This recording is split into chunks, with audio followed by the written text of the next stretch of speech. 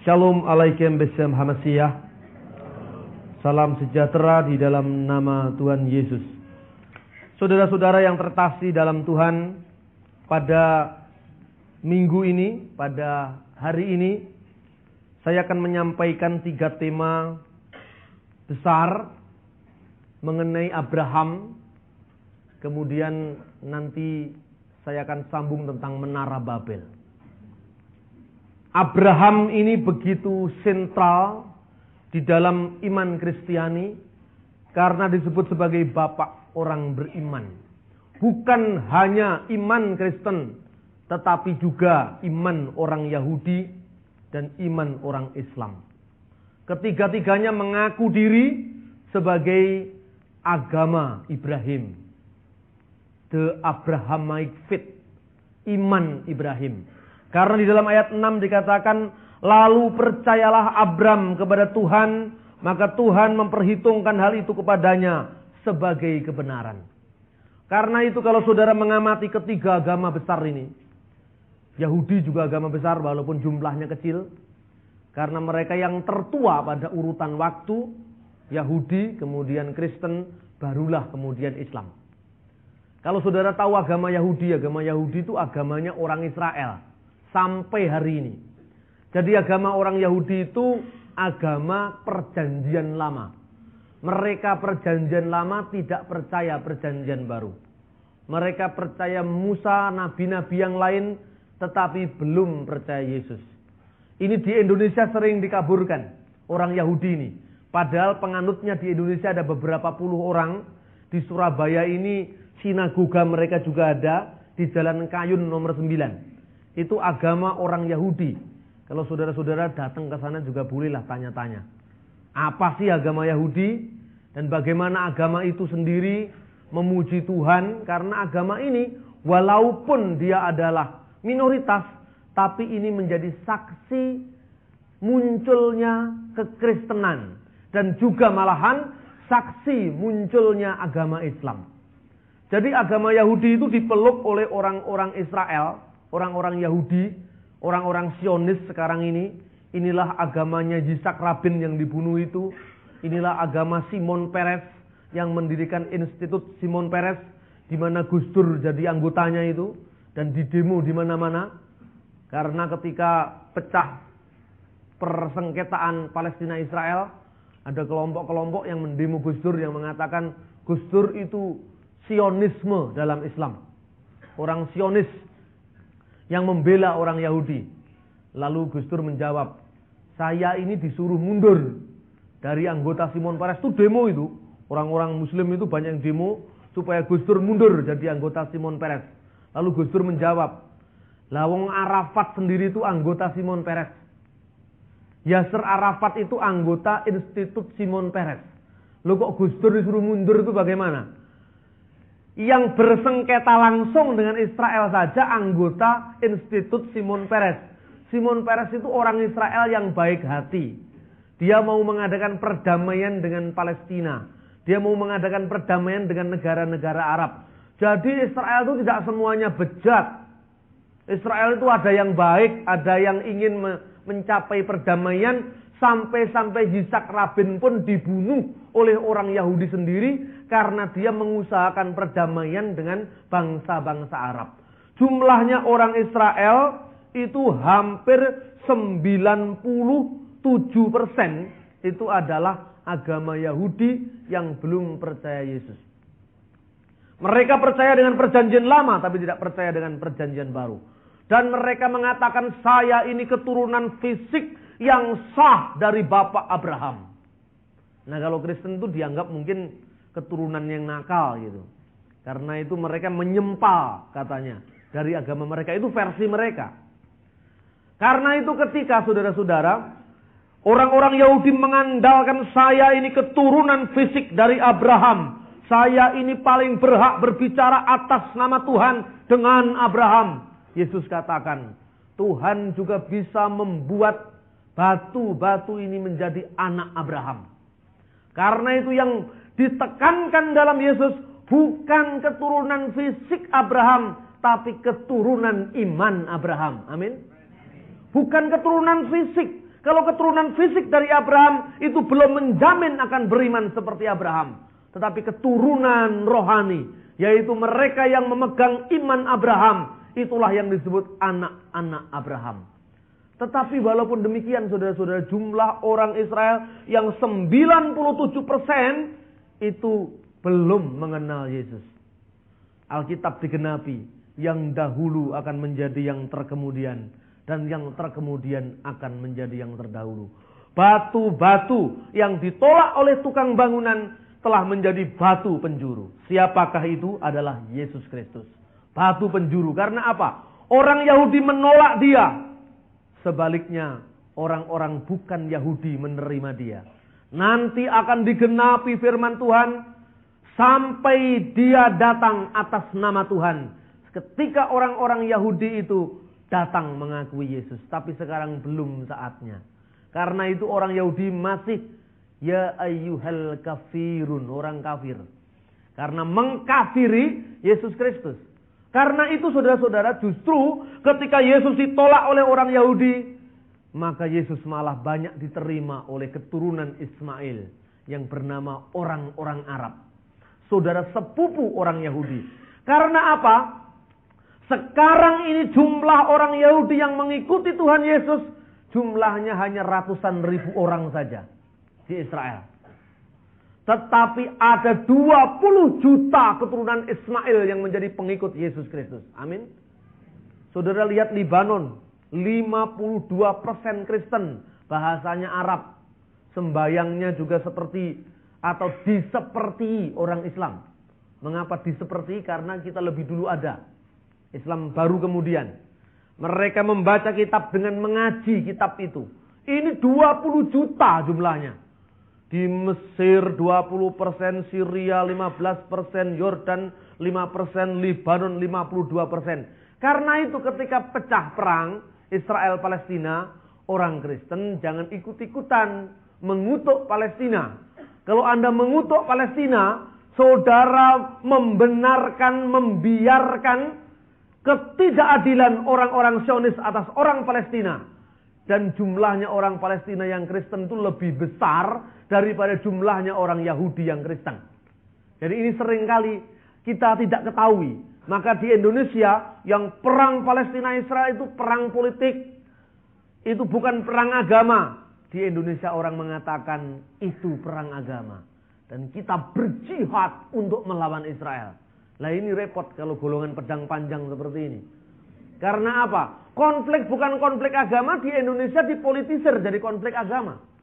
Lalu mereka pada mundur Gus Dur dari Simon Peres. Gus Dur mengatakan makanya Palestina itu kalahan terus. Umat Islam itu kalahan terus karena apa? Emosional. Jadi gak mungkin itu Israel dilawan dengan bom Molotov. Itu mesti kalahnya saudara-saudara. Ini seringkali tidak dipahami. Walaupun demikian, bagi orang Yahudi, Ibrahim itu sentral. Ibrahim itu adalah pusat iman mereka. Karena itu orang Yahudi berdoa tidak pernah tidak menyebut nama Abraham. Orang Yahudi kalau berdoa itu begini dalam bahasa aslinya, bahasa Ibrani. Baruch atah Adonai Eloheinu melek ha'ulam. Terberkatilah engkau ya Tuhan, Adonai, Allah yang kami sembah, melek ha'ulam, raja semesta alam. Kalau orang Arab menyebut bukan melek ha'ulam, malikul alam. Lah kok mirip ya wong namanya. Itu keponakan lah itu kira-kira itu. Apa? Saudara sepupu, makanya mirip. Malikul alam, melek ha'ulam. Elohe Abraham, Elohe Yitzhak, Elohe Yaakov. Allah yang disembah Abraham, Allah yang disembah Ishak, Allah yang disembah Yakub, Mahen Abraham, perisai Abraham. Itu doanya orang Yahudi. Makanya di sini tadi dikatakan, janganlah takut Abraham, akulah perisaimu. Upahmu sangat besar. Mahen Abraham, akulah perisaimu. Itu orang Yahudi kalau berdoa sampai sekarang. Walaupun mereka mengaku sebagai keturunan Abraham, tapi ketika mereka ke sinagog, ke tempat ibadah mereka berdoa dengan Tuhan. Begini orang Yahudi kalau berdoa. Ada yang begini, Protestan kalau berdoa begini. Orang Yahudi berdoa begini, Tuhan terima kasih, Engkau sudah menjadikan saya keturunan Abraham, orang Yahudi yang dipilih, dan bukan orang Samaria yang jelek itu. Gitu kalau sembahyang orang Yahudi. Jadi dalam kebanggaan iman mereka, mereka mengejek dan merendahkan orang lain. Tuhan terima kasih, Engkau telah menciptakan aku sebagai laki-laki dan bukan perempuan, penyebab dosa itu, katanya gitu. Jadi kalau jadi perempuan nggak bisa saudara itu, di Yahudi itu mendapatkan hak penuh, nggak bisa. Makanya jangan jadi Yahudi. Yang perempuan itu nggak dapat apa-apa itu kalau di Yahudi. Ini orang Yahudi. Jadi begitu pentingnya tokoh Abraham itu. Yang kedua, orang Kristen. Orang Kristen juga mengaku diri, saya ini penerus Abraham yang sah. Bukan Abraham secara fisik, tetapi iman Abraham. Dan itu yang benar, yang dibenarkan oleh Yesus. Karena itu begitu saudara membaca perjanjian lama, itu kitabnya sama dengan Kristen. Tapi Anda baca perjanjian baru, apa bunyi yang pertama? Inilah silsilah Yesus Kristus, anak Daud, anak Abraham. Diawali dengan kata Abraham. Karena apa? Yesus mau menegaskan, kitab suci mau menegaskan bahwa Yesus itulah benih Abraham yang melaluinya bangsa-bangsa akan diberkati. Jadi orang Kristen, Injil diawali dengan kata-kata Yesus anak Daud, anak Abraham.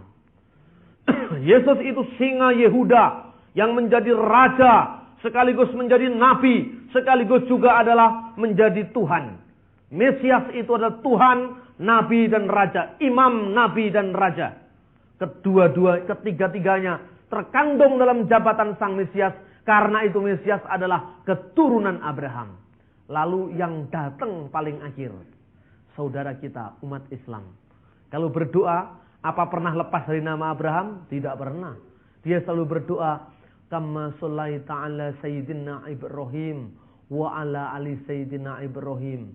Kama barakta ala sayyidina Muhammad wa ala ali sayyidina Muhammad. Selalu menyebut nama Ibrahim.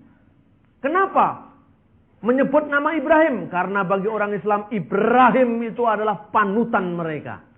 Sekarang masalahnya, Islam menyebut keturunan Ibrahim yang benar lewat jalurnya Ismail. Orang Jawa tidak bisa ngomong Ismail, menyebut Semangil. Makanya di Blitar itu ada rumah sakit dokter Semangil. Orang Jawa tidak bisa ngomong Ismail, Semangil. Orang Jawa tidak bisa ngomong Umar, Ngumar. Orang Jawa tidak bisa ngomong Abu Bakar, Ngabu Bakar. Tidak bisa ngomong Ali, Ngali. Nah, itu. Karena itu ada dokter Semangil di Blitar itu. Mereka keturunan Abraham dari Ismail. Orang Yahudi, saya keturunan Abraham dari Ishak. Karena apa? Ishaklah anak perjanjian. Karena itu saya lebih sah. Orang Kristen mengatakan, saya keturunan Ibrahim dari benih yang dijanjikan. Dari keturunan Ishak, yaitu Yesus Kristus Tuhan. Karena apa? Dia adalah sebagai waris Ibrahim yang akan mengembalikan janji-janji Allah kepada umat manusia. Bahkan lewat Ibrahim, dunia ini diberkati oleh Tuhan. Karena itu, Islam, Kristen, Yahudi itu bertengkar terus. Karena apa? Itu pertengkaran saudara serumah. Kalau dengan Hindu kan jarang. Dengan Konghucu jarang. Kenapa jarang? Kan jarang konflik Kristen Konghucu, Islam Konghucu, ya kan? Hindu Kristen kan jarang. Kenapa? Karena itu tetangga, bukan satu rumah. Kenapa itu tetangga? Kalau tetangga kan urusan dia sendiri, urusannya dewek, jadi tidak ada urusan dengan kita. Kenapa begitu? Orang Kristen ngomong nabi, orang Yahudi ngomong nabi, Islam juga ada nabi. Loh kok nabi kok nggak sama? Bertengkar. Orang Kristen ngomong Allah, orang Islam ngomong Allah, orang Yahudi ngomong Allah. Orang Yahudi yang di dunia Arab itu ngomong Allah. Orang Yahudi yang di tanah Israel ngomong Elah, Elohim. Sama saja artinya. Maka di situ terjadi konflik. Orang Yahudi ngomong saya punya Musa. Islam saya punya Nabi Musa alaihi salam. Kristen ngomong saya juga punya Musa. Tengkar. Tapi kalau Hindu kan Kristen lain. Dia ada resi, saya Nabi. Dia ngomong tentang Sang Hyang Widi, Brahman, Saya Allah, Yesus, Roh Kudus, tidak ada miripnya. Jadi tidak tengkar, ya biarlah itu wilayah masing-masing. Konghucu juga begitu, tidak pernah tengkar. Karena apa? Sudah lain sama sekali. Inilah yang menyebabkan seringkali agama satu rumpun itu membuat persinggungan-persinggungan karena konteksnya apa? Konteksnya berbeda dalam penafsiran tapi sama dalam istilah. Inilah akar konflik yang hendaknya diketahui dan harus dileraikan oleh umat beriman. Lalu sampai-sampai orang Islam mengatakan Ibrahim itu agamanya bukan Yahudi, agamanya bukan Islam, agamanya bukan Kristen. Lalu apa? Ibrahim itu adalah orang Muslim katanya. Si Kristen mengatakan, yang bener aja, Muslim baru abad ke-7. Ibrahim itu milenium kedua before Christ, sebelum Masehi. Masa agamanya Islam? Kan nggak mungkin itu. Orang Kristen juga gitu. Pak Pendeta Awondatu nulis remah-remah roti kalau tidak salah bukunya itu. Dikatakan, kita harus jadi Kristen Abraham, bukan Kristen Lot katanya. Terus dibantah sama orang Islam loh. Waktu itu belum ada Kristen, Pak Pendeta. Tidak ada Kristen Lot itu. Yang ada Kristen Advent, Kristen Pantekosta, Kristen Protestan. Kristen Abraham itu tidak ada. Itu maksudnya alegori, perumpamaan. Yang Yahudi juga begitu. Pokoknya Abraham itu nenek moyangku, kamu bukan. Gitu aja. Lalu persoalannya sekarang yang harus kita lihat. Ibrahim itu, Abraham kata orang Kristen, kata bahasa Ibrani. Orang mana? 1. 2, agamanya apa? 3, alamatnya mana? Itu Ibrahim kan sekarang. Kalau Ibrahim Hasan di Aceh. Tapi kalau Ibrahim Nabi itu alamatnya di mana? Nama aslinya siapa? Agamanya apa? Seumpama Ibrahim itu zaman itu ada KTP-nya. Itu kira-kira tulisan agamanya apa? 1. Kedua, bapaknya namanya siapa? Karena versi Islam, Kristen dan Yahudi udah lain. Di Islam bapaknya Ibrahim itu namanya Azar. Di Kristen dan di Yahudi namanya Terah. Loh, ini udah beda ini. Katanya Pak Agil udah enggak usah dipertengkarkan, itu mungkin satunya bapak angkat, satunya bapak sungguhan. Tapi sejarah ini penting. Siapa sebenarnya Ibrahim itu? Sebab kita ngaku katanya keturunan Ibrahim. Kristen mengaku keturunan Ibrahim. Islam mengaku keturunan Ibrahim. Yahudi mengaku kami keturunan Ibrahim yang sah. Lah tapi Ibrahim saja tidak diketahui. Ketika Amerika menjatuhkan bom ke Irak, Saddam Hussein berteriak. Saddam Hussein mengatakan, Amerika, kamu telah melanggar ajaran dari Yesus Kristus. Mengapa? Karena ini buminya Abraham. Karena itu kamu ngebom Irak, kamu ngebom dengan rumahnya Abraham. Karena Abraham itu asalnya, kalau kita lihat pada ayat yang ke-7, lagi firman Tuhan kepadanya, akulah Tuhan yang membawa engkau keluar dari Ur Kasdim. Ur Kasdim itu di lembah sungai Efrat. Sungai Efrat, orang Arab menyebut sungai Furat. Itu ada di Irak sekarang ini. Antara Efrat dan Tigris. Itu ada di Irak sekarang ini. Dan Tuhan menyuruh Ibrahim untuk meninggalkan Efrat, meninggalkan Ur Kasdim menuju ke tanah Kanaan. Karena itu Abraham mengatakan, saya lebih berhak, kata Saddam Hussein, berbicara tentang Abraham. Karena Abraham asalnya dari Irak. Karena orang Yahudi kalah tua dengan kami. Orang Arab kalah tua dengan kami. Jadi yang namanya Irak itu bukan Arab, saudara-saudara. Diarabkan kemudian. Orang Arab, orang Yahudi itu lebih tua. Bukan lebih tua dari kami. Kami lebih tua dari mereka. Karena nenek moyang mereka Abraham asalnya dari Irak. Lalu orang-orang banyak yang simpatik dengan Saddam Hussein. Wah, ternyata Saddam Hussein sangat membela Yesus. Itu provokasi sebetulnya. Ini buminya Abraham. Saudara telah melakukan kesalahan besar karena telah melecehkan nenek moyang Yesus, kan gitu. Terus ada seorang jemaat tanya kepada saya, wah luar biasa Pak Saddam Hussein. Wah ya memang luar biasa, dia tidak biasa. Kalau dia biasa tidak jadi presiden. Begitu lama dia diganggu juga nggak turun-turun itu. Dia luar biasa, tapi tidak mahal luar biasa, dia biasa saja. Jadi luar biasa itu hanya untuk menyangatkan pembicaraan, tapi sebenarnya ya dia biasa saja. Lalu dikatakan, bagaimana dia mengatakan bahwa itu Abraham dari sana? Memang betul Abraham dari sana. Kalau begitu, Saddam Hussein keturunan Abraham. Loh, kalau baca kitab suci yang benar, Abraham kan sudah pindah. Sudah hijrah dulu ke Kanaan. Siapa yang hijrah? Bersama Nahor, bersama Lot, semua pindah ke sana, ke tanah Kanaan. Lalu yang tinggal di Irak tinggal siapa? Tinggal tetangganya Abraham. Jadi Saddam Hussein itu bukan keturunan Abraham, keturunan tetangganya Abraham. Tapi tidak apa-apa lah tetangga-tetangga, yang penting dia simpatik. Amin, saudara-saudara. Karena itu orang kepercayaan Saddam Hussein itu orang Kristen. Namanya Tariq Aziz. Itu orang Kristen. Jadi Kristennya namanya Kristen Assyria, Kristen Asyur. Orang Kristen ini jumlahnya 3 juta. Menurut pendeta Maurice Cerullo, dinubuatkan bahwa Asyur itu akan menjadi bangsa yang besar. Sampai sekarang justru orang-orang Asyur ini masih memelihara bahasa Tuhan Yesus, yaitu bahasa Aramaik. Bersama dengan orang-orang Kristen di Syria Barat dan Syria Timur. Bersama gereja Irak ini. Satu-satunya gereja yang melestarikan bahasa Tuhan Yesus. Ini kejadiannya. Persoalannya sekarang, kalau Abraham itu orang Irak, ya, Irak zaman dulu bukan Irak sekarang. Orang Ur, kira-kira bahasanya apa? Terus Tuhan yang dia sembah jenenge sopo? Bapaknya namanya siapa? Loh, saya ini diundang di sebuah pesantren, saudara-saudara. Terus persoalannya dia mengatakan, menurut Anda bagaimana itu tentang Abraham? Apanya, saya bilang. Iya, maksud saya agamanya apa? Sebentar, Anda mengatakan, tentu tanya kepada saya. Menurut kitab Quran, Abraham itu makana Ibrahimu Yahudan. Abraham itu bukan orang Yahudi. Wala Nasronian, bukan pula orang Kristen.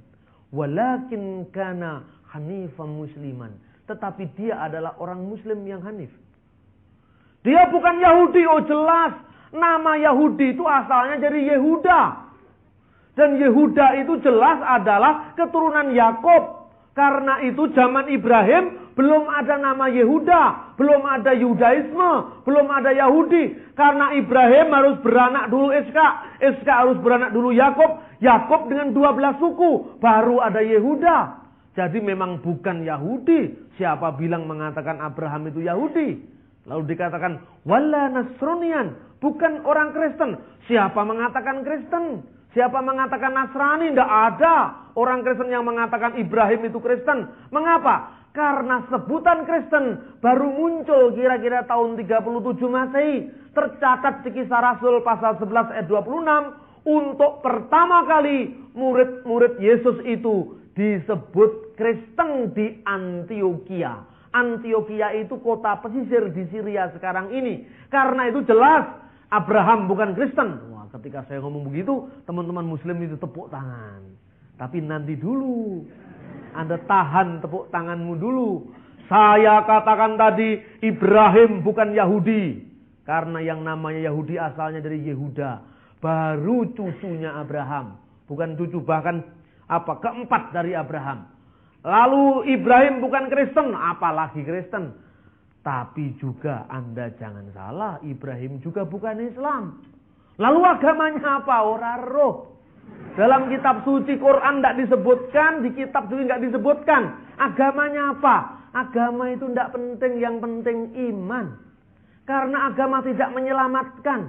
Zaman Abraham untungnya belum ada KTP. Jadi tidak ada sebutan di sana agamanya Yahudi, agamanya Kristen. Itu kan hanya model Indonesia saja. Coba mana ada paspor tulisannya agama Kristen, agama Islam. Itu kan kalau orang Indonesia itu agama itu cap. Karena itu gampang dibentrokkan. Karena orang lebih loyalitas pada cap, kepada merek ketimbang imannya. Maka di Indonesia ngakunya si Islam. Ngakunya Islam, tapi ora iso ngaji. Yang penting Islam. Di Indonesia itu, wah itu luar biasa. Sampai-sampai saudara-saudara, itu jamaah haji, umrah. Naik pesawat Royal Jordanian lewat Aman. Kemudian ketika pesawat itu sudah mau take off, maka yang membawa acara itu siapa itu pramugarinya mengatakan, saudara-saudara ya, at-tayri malikat urdunia minal madinati Jakarta ila aman amin amin.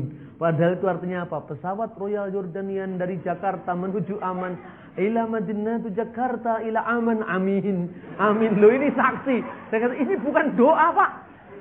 Ini pengumuman. Your attention please. Pengumuman ini bukan doa.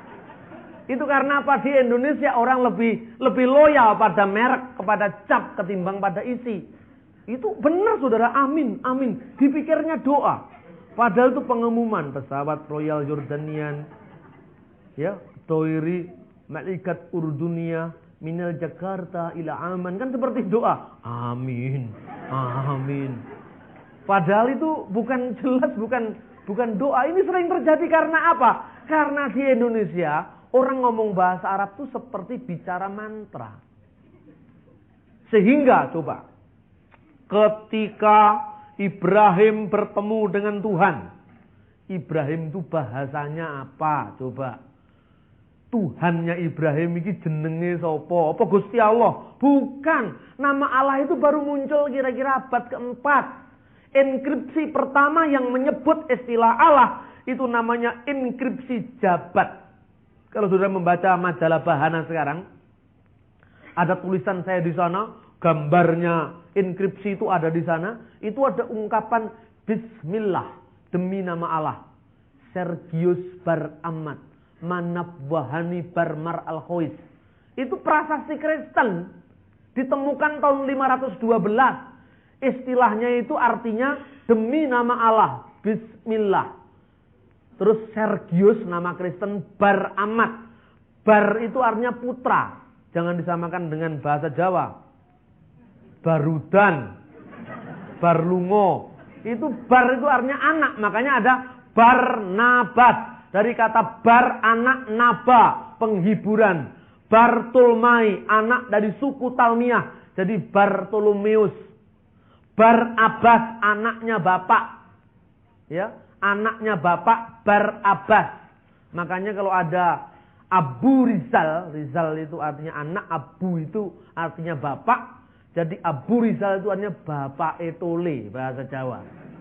Tole itu anak laki-laki, Abu Rizal itu artinya bapaknya Tole. Jadi orang Arab dengan orang Jawa itu sebetulnya sama, kalau mau diartikan namanya sama. Saudara-saudara, jadi jelas kalau mau dilihat dari data sejarah, istilah Allah itu baru muncul abad keempat. Minimal abad keempat. Dari kata Aram, Allah, menjadi bahasa Arab Allah. Loh kalau gitu, Tuhannya Ibrahim namanya bukan Allah. Nah, kalau saudara-saudara lihat bagaimana di pengajian-pengajian Islam, ini saya ngomong gini terang-terangan saja. Karena saya juga sering ceramah di kalangan Muslim. Saya katakan, misalnya Tuhan bicara dengan Abraham. Apa Tuhan ngomong? Aslamtu lirabbil alamin. Saya telah aslam kepada Tuhan semesta alam. Loh Ibrahim itu bahasanya apa? Seperti misalnya Tuhan berfirman kepada Nabi Musa. Bahasanya apa? Musa itu orang Ibrani. Bahasanya bahasa Ibrani. Terus kemudian Alkitab kita mengatakan apa? Keluaran pasal 3 ayat 14. Ehyeh asyr ehyeh. Aku adalah aku. Bahasa aslinya ehyeh asyr ehyeh. Terus kemudian ketika diredaksikan dalam Al-Quran, karena membawa serban ini kan jadi kiai itu enak, bondonya cuma serban ini dengan ayat. Tidak pernah orang kiai mengatakan, mari kita baca kitab Al-Quran surat Al-Baqarah. Tidak pernah. Cuman saudara-saudara rahimatullah, Allah subhanahu wa ta'ala berfirman di dalam Al-Quran kepada Nabi Musa ini, gaya-gayanya Jainuddin Amjad ini, ulama Betawi. Innani anallahi la ilaha illa anna, yang artinya itu kemudian orang-orang yang dengar semua, wah, apalagi kalau nama Nabi sudah disebut Allahumma sholli wa sallim. Wah, saya kadang-kadang terbeat suatu pertanyaan, apa kira-kira dulu itu kejadiannya pancen ngono beneran apa gitu? Lah kira-kira kalau Tuhan ngomong kepada Nabi Musa itu kan bahasanya bukan Arab. Tapi bagi orang Islam, wis percaya tenan bahasanya Arab. Seolah-olah Musa itu orang Arab, bukan orang Yahudi. Kan begitu.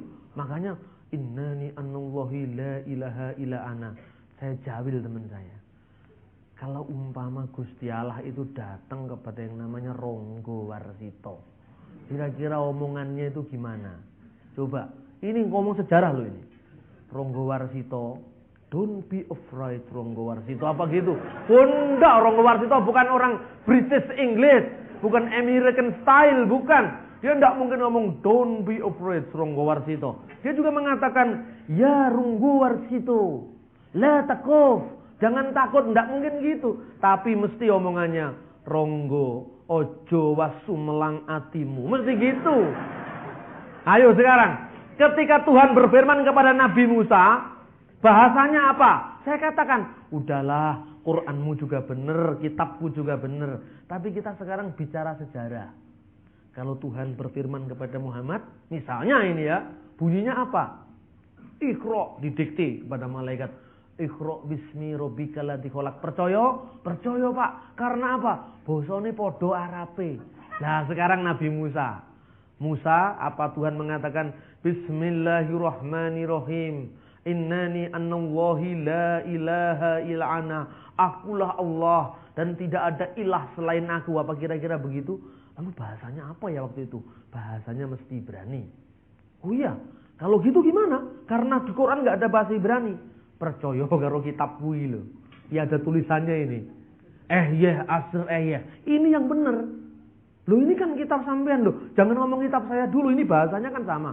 Loh kan ini bahasa Indonesia. Makanya butuh yang asli. Karena itu orang Kristen butuh kembali ke teks yang asli. Ini contoh dialog. Kalau saudara dengan bahasa Indonesia, orang tidak percaya.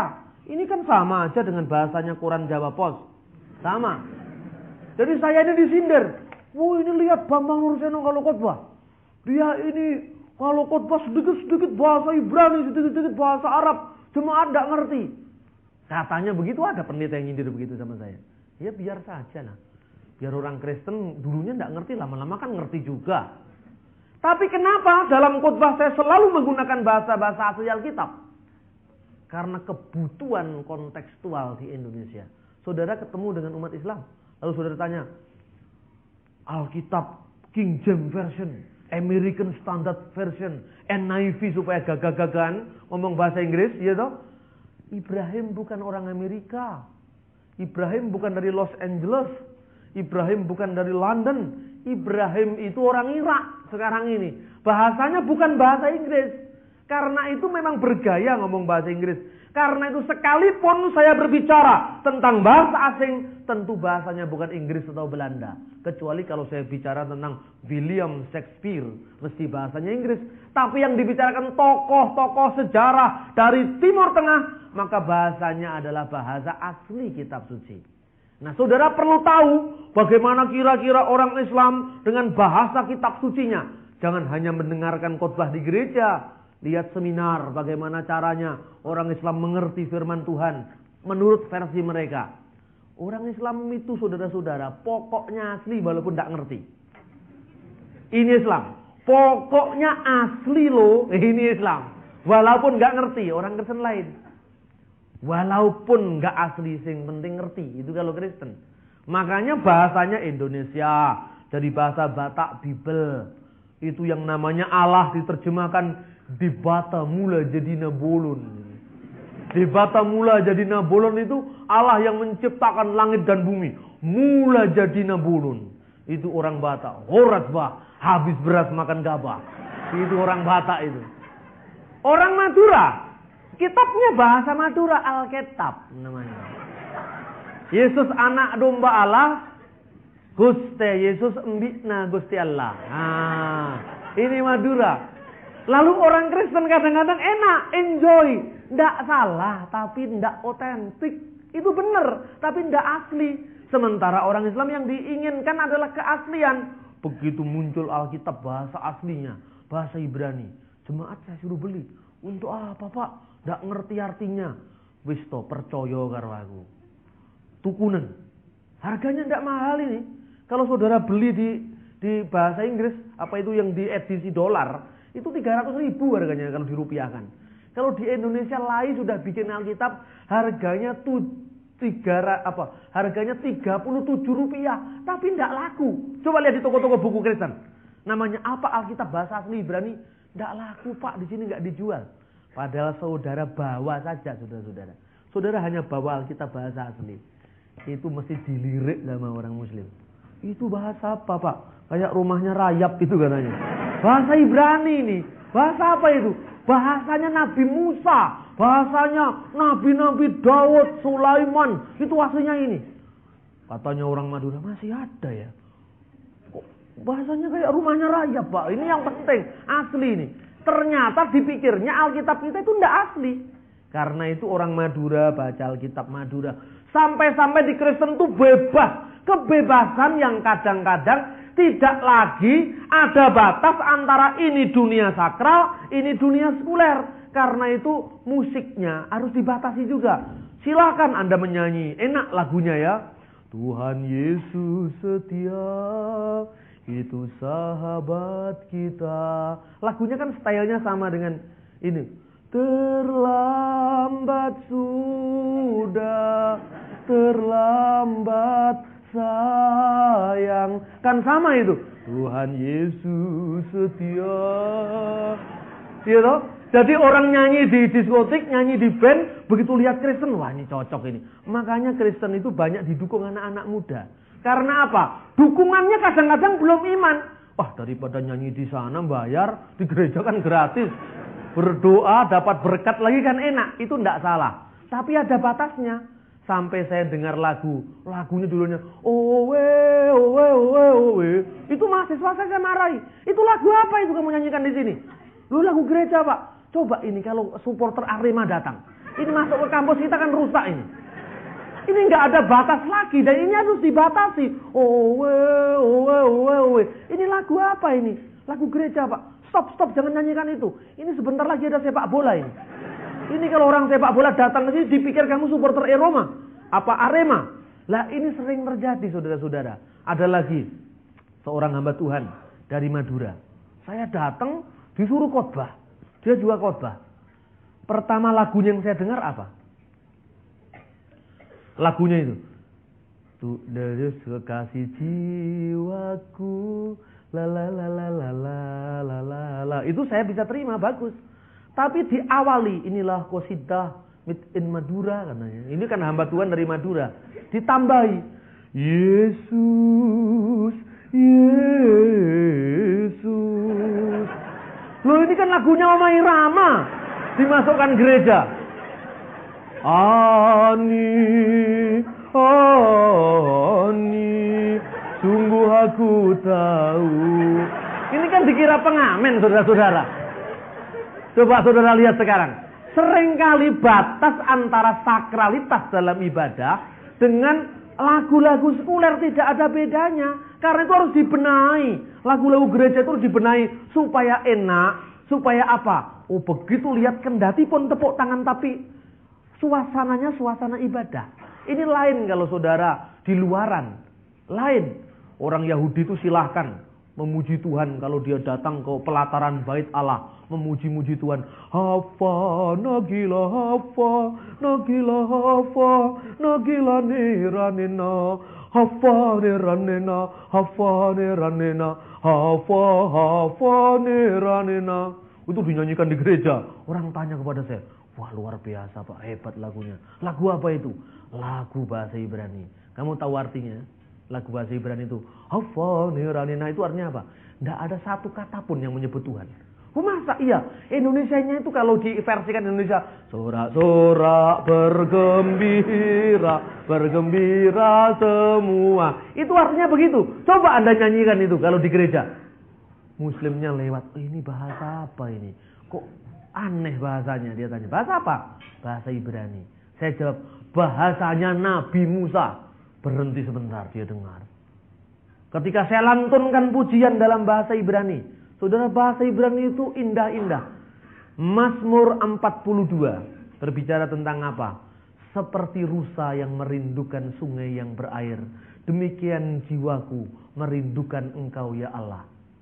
Itu kalau dinyanyikan dalam lagu bahasa Indonesia, seperti rusa rindu sungaimu, hatiku rindu engkau. Itu iramanya kan ngepop sekali iramanya. Tapi bandingkan kalau saudara nyanyi lagu dalam bahasa aslinya pakai irama seruling. Lagu Timur Tengah itu indah, tapi jarang diakses oleh gereja. Lagunya begini. Ayau ta'arok ala fike mayim, ala fike mayim. Lagunya sama tadi artinya. Ke nafsi la la la la la ta'arok Eleika Elohim, Eleika Elohim, la la la la la la la la la la. Ini lagu-lagu indah sekali saudara-saudara kalau kita lihat. Tapi kita ini kan trennya sekarang lagunya ya, ini ada spesialisnya sendiri, Pak Frankie Siombing spesialisnya. Ini untuk menjangkau anak-anak muda yang suka cek cek itu pasti tertarik dengan Frankie Siombing. Tapi yang model-model lagu begini ini yang iramanya agak ini, yang tinggi-tinggi sekali. Lalu kalau diarabkan, saya nyanyi lagu itu dipikir itu lagu Arab. Saya terjemahkan lagu itu. Hakada nafsi ilaika ya Allah, ilaika ya Allah, hakada nafsi ilaika ya Allah, ilaika ya Allah. Dipikir lagunya Bimbo, saudara-saudara. Bukan, ini lagu Mazmur 42. Eleika Elohim, bahasa Arabnya ilaika ya Allah. Coba kalau lagu ini dikembangkan, saudara tidak hanya mengerti secara lebih dekat bagaimana kehidupan Kristiani secara khusyuk dipersembahkan kepada Yesus. Tapi lebih dari itu, saudara back to basic. Kembali kepada konteks bahasanya, alat musiknya, suasana ibadahnya menjadi benar-benar dekat dengan Ibrahim, bukan Ibrahim Hasan. Dekat dengan zamannya Yusuf, bukan Yusuf Roni. Zamannya Yusuf dulu, Yusuf yang dibuang ke Mesir itu. Nyanyiannya mesti itu, sambil mengikuti irama unta. Kita menyanyi memuji Tuhan. Coba, itu indah mana? Ilaika ya Allah, seperti rusa merindukan sungai, merindukan sungai. Begitu jiwaku merindu padamu, padamu ya Allah. Luar biasa saudara-saudara nyanyian ini. Lalu orang mengatakan, wah ini benar-benar khusyuk ini lagu ini. Lalu banyak orang-orang mulai pasang badan di situ. Mula-mula pertama mendengarkan, kayak apa sih orang itu nyanyi? Mulai tidak malu-malu lagi. Oh ini enak Pak di sini. Lagunya ada Arabnya. Mulai duduk di belakang sana. Gitu. Ketika dia duduk di belakang sana, itu tuh Roh Kudus itu bagianmu, bukan bagian saya. Roh Kudus tangkap dia dan dia berikan firman kehidupan dan dia mengakui Yesus sebagai Tuhan. Jadi kita dengan rasa simpatik mengabarkan apa yang dulu dilakukan oleh Abraham dan orang akan mengenal Yesus sebagai Tuhan dan Juru Selamat. Ada satu lagu lagi, ini saya banyak nyanyinya sekarang karena saya mau alih pelayanan jadi penyanyi gereja. Saya udah dilamar sama produser ini. Dikatakan, Pak Bambang, suaranya bagus. Enggak bagus. Saya penyanyi kamar mandi saya. Enggak Pak, bagus Pak. Cengkoknya itu loh. Apa cengkoknya? Cengkoknya kayak onta Pak. Iya dulu saya sering makan kurma keleleken 3 baru saya bisa itu. Nyanyi lagu. Itu ada lagu judulnya Na'ti ilaika ya malikal muluk. Na'ti ilaika ya malikal muluk. Di hadapanmu ya raja segala raja. Itu lagunya Na'ti ilaika ya malikal muluk. Jadi orang Arab itu sebetulnya bukan apa saudara-saudara, bukan slordek. Orang Arab itu sebetulnya enak apa itu iramanya. Itu lebih-lebih kalau orang Arab nyanyinya pertama kan dikasih, kalau daripada ngomong Yesus, Yesus, Yesus kekasih jiwaku. Ya enak tapi jiplak, nggak enak. Lebih baik bener-bener enak tapi karya sendiri. Di Timur Tengah ada banyak orang, banyak cara, banyak lagu-lagu yang benar-benar produk Kristen dari Timur Tengah. Ini yang sering kita hadirkan. Sayangnya orang itu sudah alergi dulu dengan bahasa Arab. Dikiranya itu bahasa Islam. Padahal itu bahasa Kristen. Contohnya lagu begini. Ya ayyuhal muqallis, wahai juru selamat, artinya anta huwa malikal muluk, ya masih nakti ilaika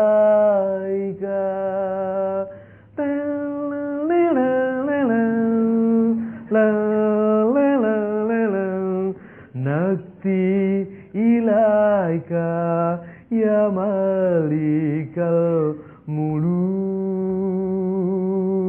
nakti wa narka wa nasjud laka la la la la la la la. Lagunya kan coba kayak irama unta. Orang barat kan tidak ngomong la la la la la la la. Orang seperti orang Bali itu kalau nyanyi ini matanya ikut menyanyi juga. Jadi la nakti ilaika ya malikal muluk, nakti wa narka wa nasjud laka. Coba kalau dinyanyikan di gereja. Saudara-saudara, di situ ada orang lokakarya, mungkin dari perusahaan apa, mampir dulu ke sini. Ini ada apa ini? Kayaknya bimbo atau qasidah apa. Ini dia datang. Suasana seperti itu mau kita pindahkan. Seperti apa? Ini suasana budayanya, suasana tempatnya, suasana konteksnya waktu itu. Tapi lebih daripada konteks, isinya berbeda. Islam dan Kristen itu konteksnya, budayanya sama, tapi isinya berbeda. Coba saudara, di kalangan Islam ada kata-kata untuk Muhammad, di Kristen untuk Yesus, bukan untuk Muhammad. Karena itu kalau di Islam ada sholawat, di Kristen bukan seperti itu. Jadi walaupun toh konteksnya sama, tetapi isinya beda. Isinya apa? Dalam Kristen itu isinya adalah Yesus Kristus. Saudara mau dalam bahasa apa, budaya apa, irama apa, style seperti apa, tapi isinya adalah Tuhan Yesus Kristus. Karena itu isi ini kita pelihara, jangan kita tukar. Sejarah membuktikan bahwa sebenarnya Abraham adalah orang Ur. Karena itu seumpama dia itu berbicara kepada Tuhan, dia pasti berbicara di dalam bahasa Aramia lama, Proto-Aramaik. Mari kita tunjukkan beberapa ayat. Silakan Anda buka di Keluaran pasal 6. Keluaran pasal 6 ayat 1 sampai dengan 3. Kita akan membaca demikian. Selanjutnya berfirmanlah Allah kepada Musa, Akulah Tuhan. Aku telah menampakkan diri kepada Abraham, Ishak dan Yakub sebagai Allah yang Maha Kuasa. Tetapi dengan namaku Tuhan, aku belum menyatakan diri. Bukan saja aku telah mengadakan perjanjianku dengan mereka untuk memberikan kepada mereka tanah Kanaan, tempat mereka tinggal sebagai orang asing.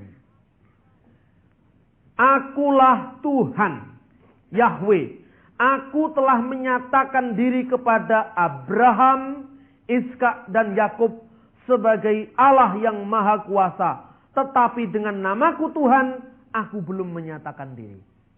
Jadi Tuhan itu terjemahan dari bahasa Ibrani Yahweh.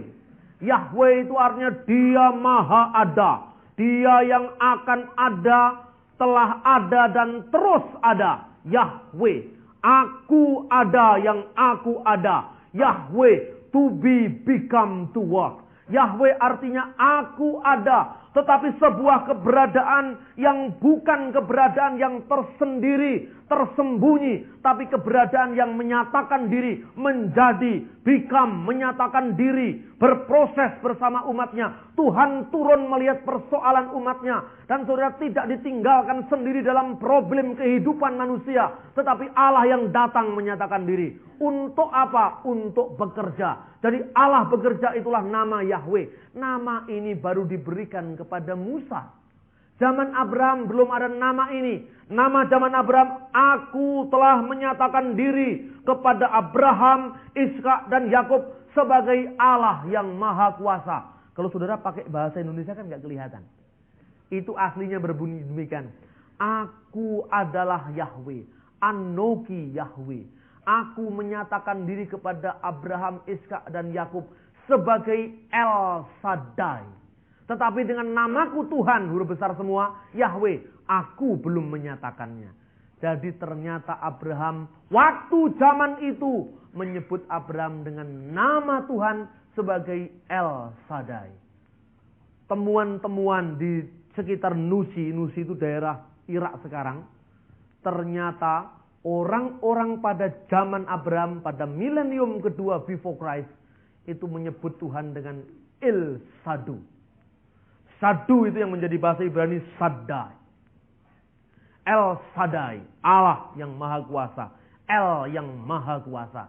Ini yang kemudian diambil alih oleh Abraham. Jadi kira-kira kalau saudara melacak kehidupan Pangeran Diponegoro, menyebut nama Tuhan paling-paling tidak kalau Sang Yang Tunggal, Gusti Allah, itu Pangeran Diponegoro. Tidak mungkin Pangeran Diponegoro ngomong Dominus Deus, tidak mungkin. Itu karena orang Latin. Atau Lord, my God, tidak mungkin. Ia menyebut Gusti. Demikian juga Ibrahim. Tidak mungkin Ibrahim menyebut Tuhannya Allah, itu tidak mungkin. Itu baru kemudian jadi Allah. Benar normatif. Menyampaikan nilai bahwa El Shaddai itu adalah Allah yang maha kuasa. Allahul Qadir. Tapi zaman dulu belum ada istilah Allah. Yang ada El Shaddai. Zaman Musa istilahnya Yahweh. Setiap nabi punya tantangan zamannya masing-masing yang tidak bisa dipukul rata. Jadi di Alkitab itu justru enaknya di situ, saudara-saudara. Orang tanya kepada saya, Alkitab ini satu dengan yang lain beda. Ini dengan ini ayatnya beda. Terus kalau beda kenapa? Saya bilang, ini berarti bukan firman Tuhan. Wong beda-beda. Saya katakan gini. Ada ilustrasi. Seorang datang untuk bertanya, di manakah kejadian yang sebenarnya dari kecelakaan itu? Sebuah kecelakaan. Di pengadilan kalau kesaksian seragam, itu dipercaya apa enggak? Oh, ini janjian dulu kamu. Masa sama? Kamu lihat di mana posisimu ketika kecelakaan? Saya di atas loteng rumah saya, Pak. Kecelakaan di arah mana? Arah depan kiri saya. Satunya tukang bakso. Jalan. Kamu tahu di mana, Pak?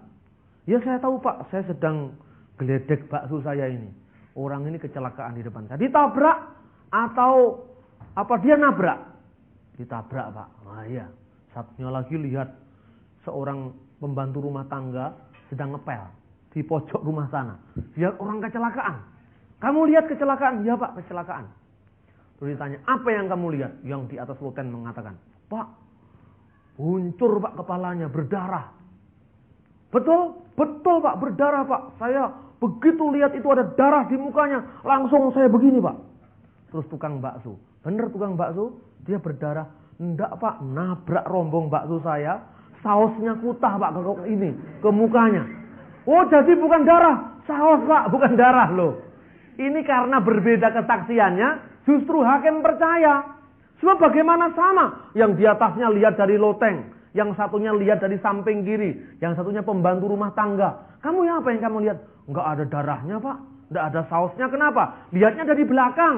Yang kena saus belakangnya. Iya kan?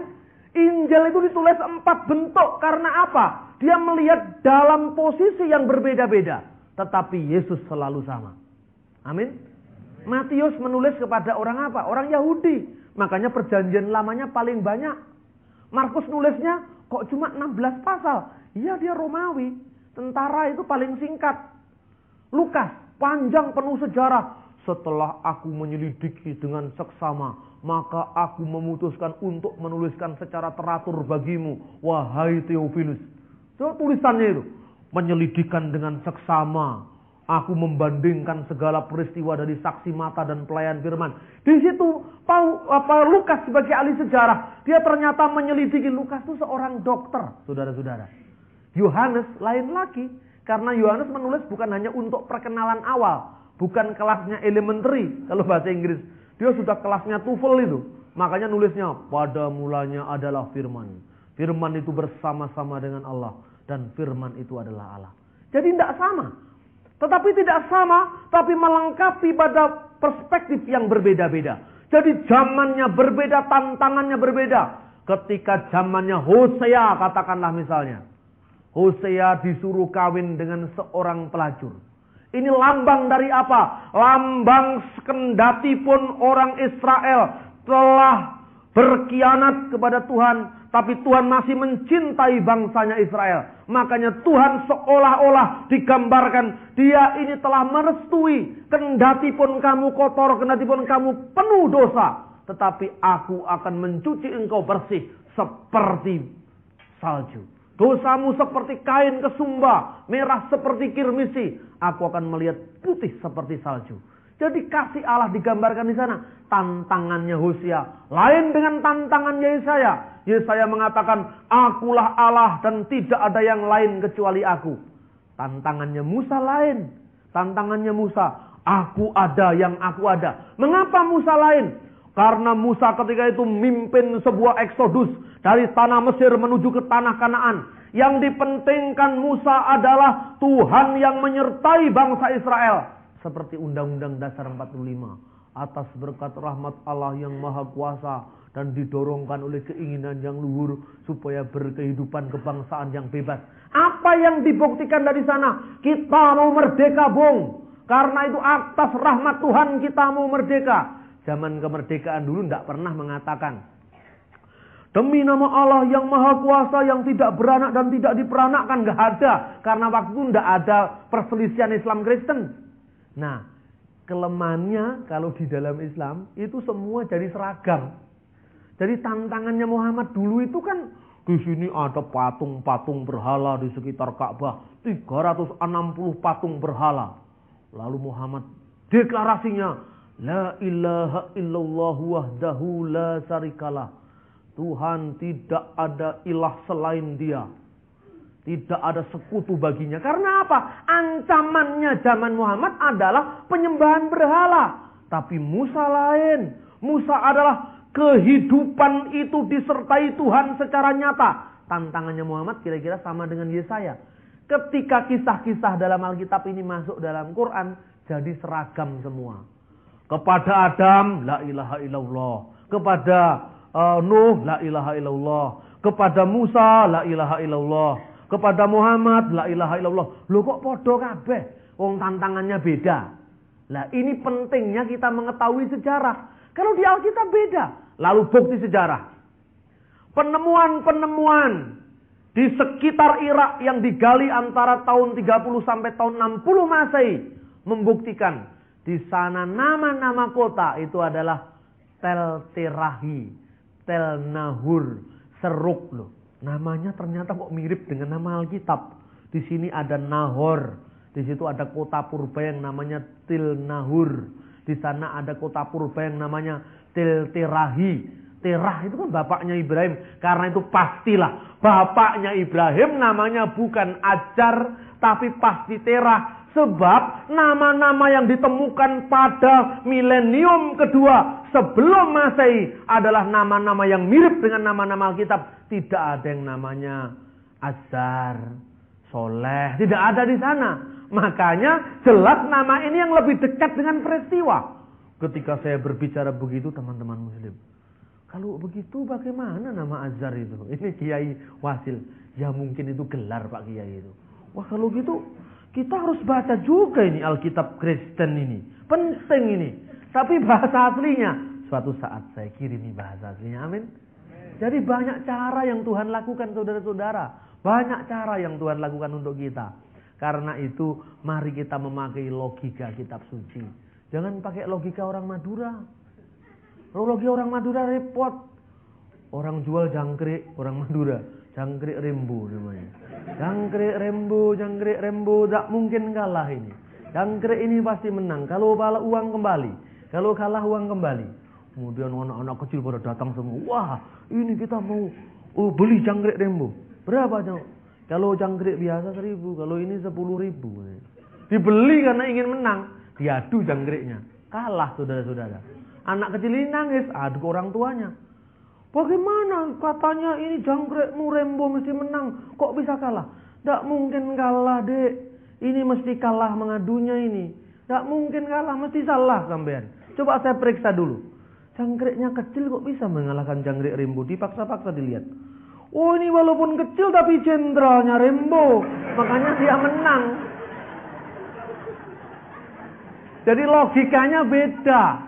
Karena itu kalau kita membaca logika kitab suci, kita memahami sejarahnya, bahasanya agar apa? Sampai pada kitab suci. Jangan-jangan yang terjadi bukan eksegese, mengeluarkan makna pada teks, artinya apa? Kita tunduk pada kitab suci ini, pada otoritasnya, dan kita siap dibentuk oleh Tuhan. Bukan kemudian kita sudah prapaham. Oh, Tuhan tuh mesti gini, bukan begitu. Tuhan ini mesti ngene, digoleki cocok. Sekarang ini gereja sudah terlalu banyak stres. Gereja Pantekosta sudah terlalu banyak menangis. Makanya sekarang diganti tertawa. Ada Toronto Blessing, ya kan? Dia udah punya prasangka dulu. Wah, ini kita harus tertawa-tawa. Karena gereja Pantekosta terlalu banyak menangis, kan? Orang kalau di gereja Pantekosta klasik, katanya orang karismatik, datang ke gereja langsung berlutut di situ. Oh Tuhan, terima kasih Engkau begitu baik Yesus, gitu. Katanya orang karismatik, ini kok nangis terus. Berarti gereja itu kan penuh hiburan, perlu dihibur. Karena itu sekarang ke gereja kita tidak menangis lagi, kita tertawa. Lah itu sudah ada paham tertawa, dilihat dari Alkitab. Maka Sarah tertawa. Makanya anaknya disebut Ishak. Karena Ishak adalah tertawa. Karena itu ajaran ini cocok dengan Alkitab. Karena Sarah tertawa. Nanti dulu Pak, nanti dulu. Tertawanya Sarah itu tertawa ngenyek Gusti Allah. Tertawa menghina mujizat. Saya ini udah tua. Apa mungkin saya punya anak? Bisa-bisa aja Tuhan. Kan begitu. Loh, tertawanya menertawakan mujizat kok dipakai jadi landasan teologis. Ini sering. Lah ini yang namanya prasangka mendahului tafsir.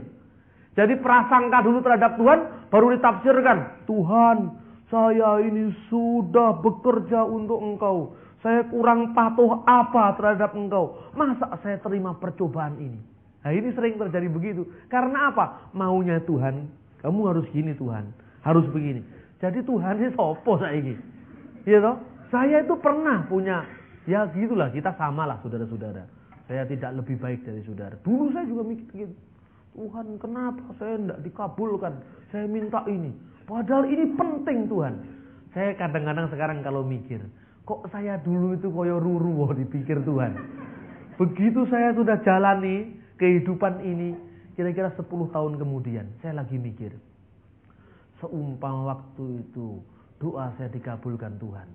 Saya kan nggak jadi sampai ke sini. Loh, Tuhan tuh ternyata membentuk kita. Waktu dibentuk itu sakit, saudara-saudara. Kadang-kadang kita protes, kadang-kadang kita tidak bisa terima. Tetapi setelah Tuhan tunjukkan jalan, kamu harus sampai di sini, baru kita tahu Tuhan itu hebat. Kalau waktu saya tidak mengalami itu, kalau waktu doa saya langsung dikabulkan, mungkin saya tidak seperti ini. Saya kadang-kadang bayangkan, saya ikut Yesus itu enak juga, saudara-saudara. Lama-lama saya mikir gitu. Dulunya ndak enak, saudara-saudara. Dulunya ndak enak. Harus berlawanan dengan arus, diasingkan dari keluarga. Ndak usah saya ceritakan itu. Tapi sekarang baru saya sadar.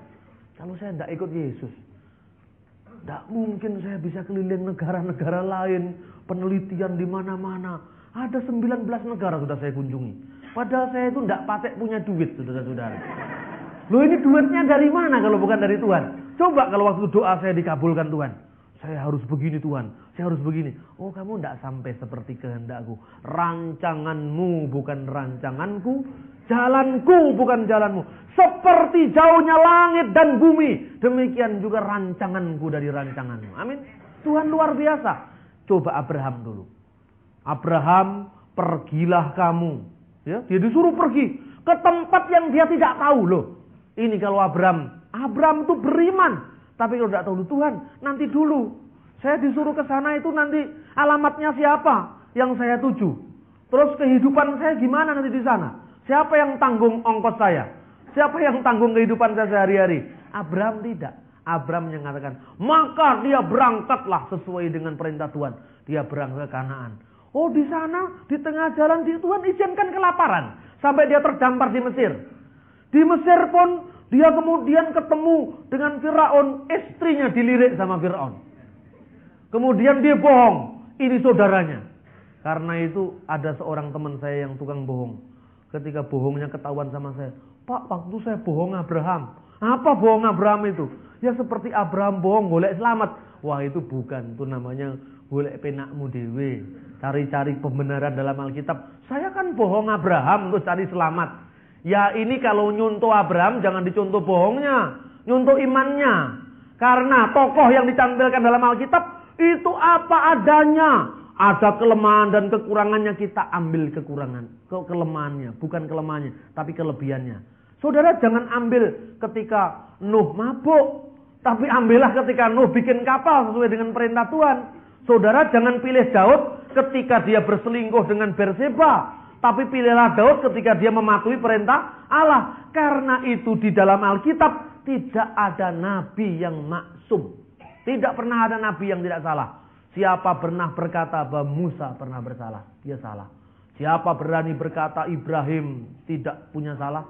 Siapa berani berkata Ishak tidak punya salah? Siapa berani berkata Salomo tidak punya salah? Siapa berani berkata Musa tidak pernah punya salah? Hanya satu yang tidak pernah salah, yaitu Yesus Kristus. Karena Yesus tidak pernah punya salah, maka dia menjadi jembatan pendamai antara Tuhan yang Maha Suci, Allah yang Maha Suci, dengan manusia yang penuh dosa. Amin. Ini penting saudara-saudara kita alami karena apa? Kita melihat dan belajar dari imannya Abraham.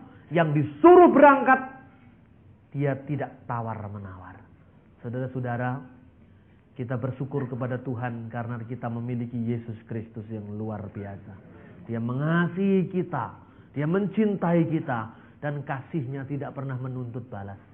Kendati pun mungkin kita pernah memberontak, tidak patuh pada firman-Nya. Tetapi hari ini, Yesus Kristus adalah tetap sama. Seperti yang dahulu, sekarang, dan selama-lamanya.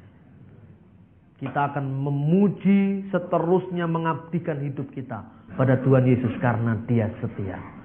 Dia adalah sahabat kita. Amin, saudara-saudara.